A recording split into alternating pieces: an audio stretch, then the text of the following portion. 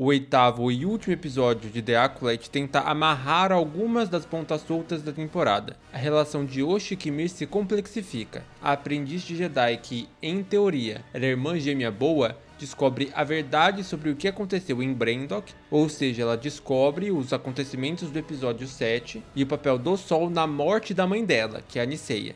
A May, que durante toda a temporada exibiu uma determinação inflexível em eliminar os responsáveis pela destruição do seu Coven, tem uma súbita mudança e decide entregar Sol para ser julgado pela Ordem Jedi. Vernestra, que durante a temporada é posicionada como uma personagem importante tanto politicamente dentro da Ordem Jedi, mas também, em teoria, seria uma personagem bastante poderosa na força, demonstrou conhecer o que aconteceu em Brandok e nesse episódio ela faz o necessário para, entre aspas, corrigir o que aconteceu, mas a sua relação com esse passado sombrio do Sol vai além da relação que ela tem com o Mestre Jedi. É implicado que a Vernestra é a ex-mestre de Kimir, o que faz sentido considerando a arma dela e as marcas nas costas do personagem que vão aparecer lá no episódio 6. Agora, para vocês que estão interessados somente em saber o que aconteceu de relevante nesse episódio, ou seja, os spoilers, aqui vai. Primeiro, Sol é morto pela Osha. Era ela, no final das contas, a acólita. O ódio que ela demonstra para fazer parte do lado sombrio é o ressentimento que ela tem, que ela alimentava contra a May. Como eu disse, a Osha descobre que quem matou o Coven e sua mãe foi o Sol, e isso é suficiente para que ela consiga preencher o requisito para ser uma Sith, ou seja, matar sem usar uma arma. Como eu já tinha imaginado, e eu inclusive cheguei a citar isso em uma das críticas dos episódios anteriores, mas matar sem utilizar uma arma significa matar utilizando a força. Ou seja, é fazer basicamente aquela enforcar com a força que é clássico de Star Wars.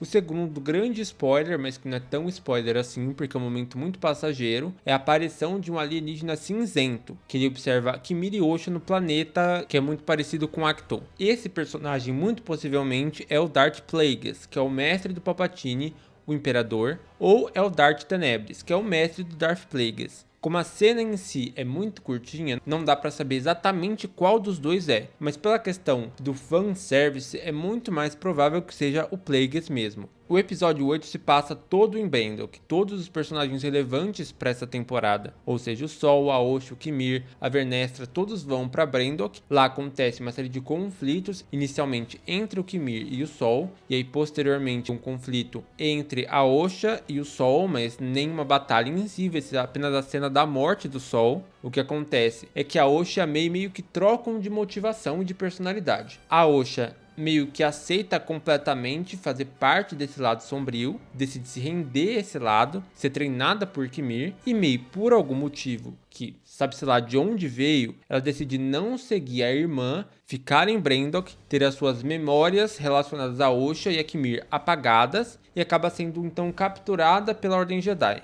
Ao ser capturada, a May vai ser utilizada para procurar a Osha da mesma maneira em que a Osha foi utilizada para procurar a May. Então, se uma segunda temporada acontecesse, seria basicamente uma repetição da primeira, só que com uma troca de quem está buscando quem.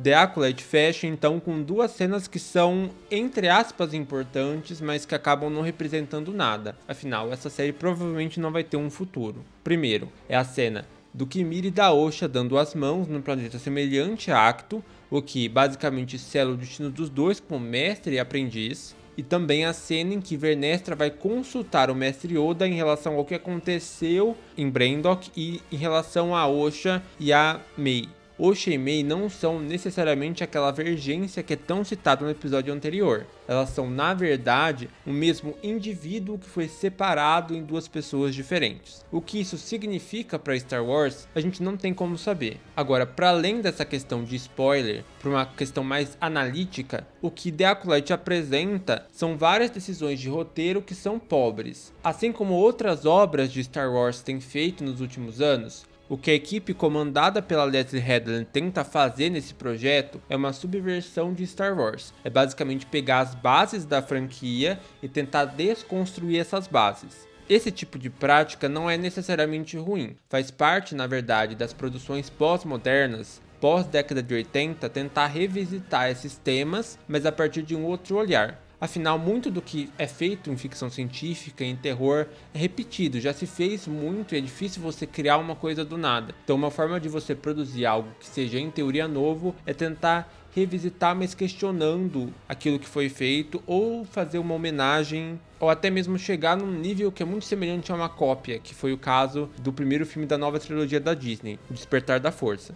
Eu não sou contra você desconstruir uma narrativa ou você rever uma narrativa a partir de um outro ponto de vista. No caso, o que ela tenta fazer aqui, a Leslie Headland, é pegar a Ordem Jedi e observar como essa ordem não necessariamente representa uma paz, mas sim como ela também pode ser utilizada como uma ferramenta repressiva. Acontece que os esforços do roteiro para conseguir provar esse ponto são muito poucos, são muito baixos, e como o maior foco da temporada também acaba sendo tanto na Osha quanto na Mei, essa questão da ordem acaba ficando em segundo plano.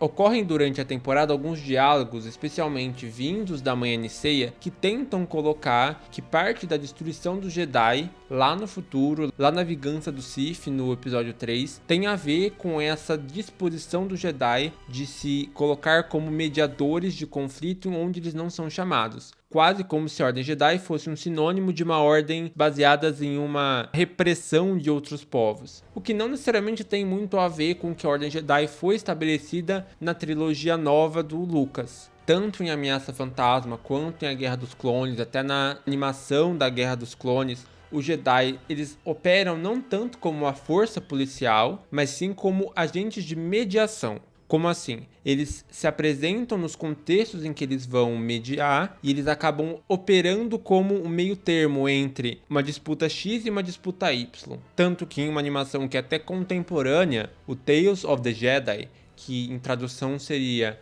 Os Contos do Jedi ou As Histórias do Jedi, que foi lançado em 2022 pela Disney já, existem alguns episódios, eles vão alternar entre o episódio da Ahsoka e o outro é do Conde Dooku, antes de ser Conde Dooku, e do Qui-Gon Jinn.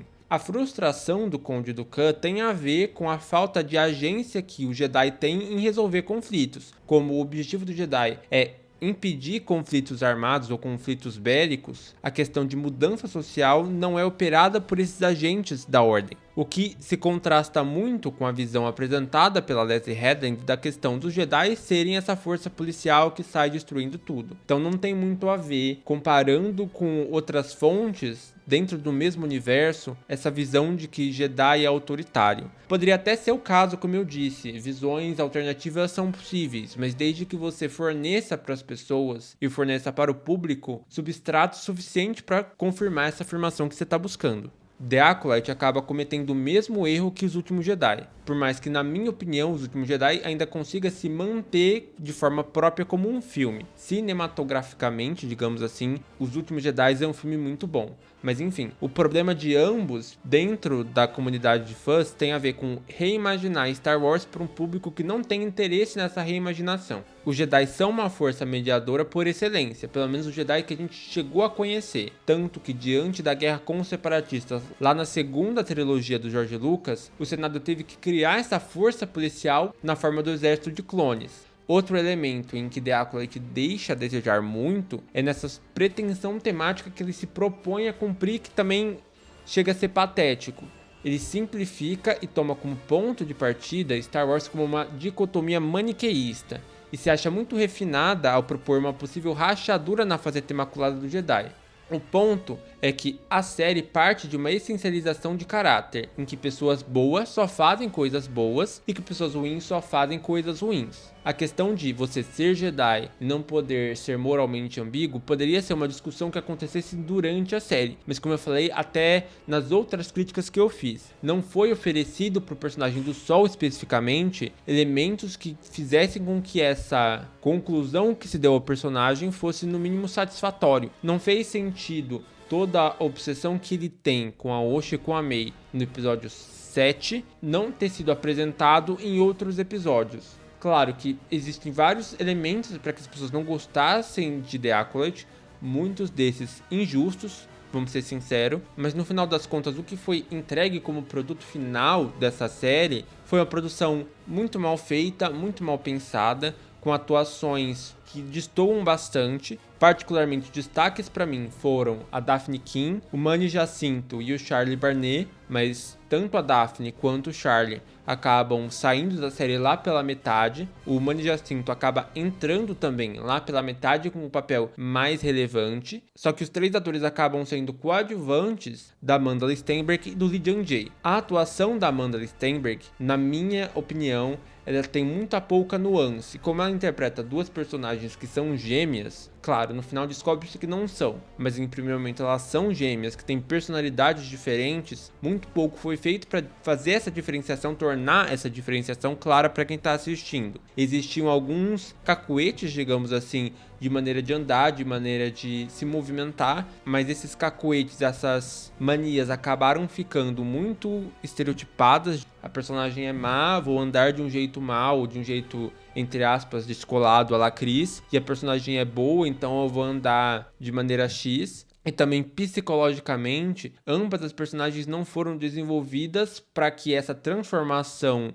súbita que aconteceu nesse episódio 8 fosse compreendida. Essa mudança 360 da Osha de um ressentimento que não se convertia em nada além de um ressentimento para um ressentimento que se converte em uma agressão, não teve sentido porque até agora a personagem não foi construída como uma personagem que possui uma agressividade interna, uma agressividade que ela não expressa. Talvez um ator que tivesse mais capacidade de conseguir exprimir essas emoções, mesmo que de maneira mais sutil, conseguisse convencer mais no papel da Osha. No caso, a Amanda não consegue me convencer de nada.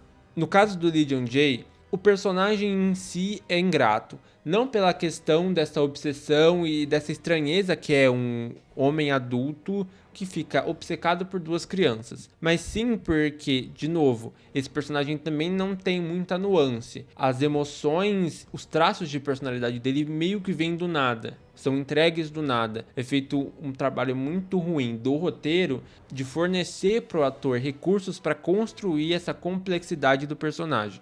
Para além da atuação, a música em Star Wars sempre é um ponto de destaque, então eu acredito que a música durante toda a série foi utilizada de maneira bastante correta. A trilha sonora é muito bem feita, apesar de que em alguns momentos ela parece muito destoante. Por exemplo, no episódio 5 ou 6, em que tem aquela cena em que a Mei corta os cabelos para ficar parecida com a Osha, para trocar de lugar com a irmã, existe ali uma música dramática que acaba tornando a cena, em vez de dramática, boba. Existiram até alguns memes que as pessoas repercutiram na internet sobre isso, e eu concordo que realmente a música ali foi mal utilizada. E também no final do episódio 7 colocou do nada uma música pop para falar sobre essa dualidade das irmãs. Só que além de uma música pop não se encaixar no contexto de Star Wars, que tem mais a ver com um épico de fantasia, que em teoria pede uma música clássica, essa dualidade das irmãs também foi muito mal trabalhada, ela foi mais discursiva do que qualquer outra coisa. Mas via de regra a utilização da música em si e do som